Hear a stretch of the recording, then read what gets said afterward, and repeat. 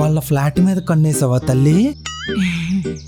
అలాంటి పెద్ద పెద్ద బెట్టింగ్స్ ఆడాలంటే లీగల్ గా చాలా ఇష్యూస్ వస్తాయి, తీసుకెళ్లి బొక్కలో వేస్తారు. అంటే అప్పట్లో నా శాలరీ 50,000, బట్ ఇప్పుడు అది 2 మ్యాచ్లకే సంపాదించేస్తున్నా.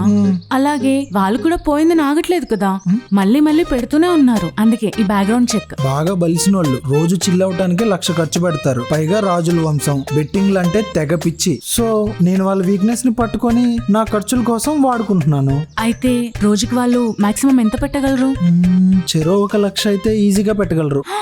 1,00,000 అంటే గెలిస్తే 2 లక్షలు. అయ్య బాబోయ్ పద్దు, నువ్వు రోజుకి 2 లక్షలు సంపాదించిపోతున్నావే. ఇదేంటి ఇలా వెళ్ళిపోతుంది? దీనికి లక్షణంగానే నరాలు కట్ అయిపోయినట్టున్నాయి. టైం అవుతుంది, ఇంకా రాదే. వచ్చింది. ఏయ్ బేవర్సేగా, టైంకి రావచ్చుగా, పద. దా రావే. రాజు, ఈ పద్దు నీకు రానిగా ఓకేనా? వద్ద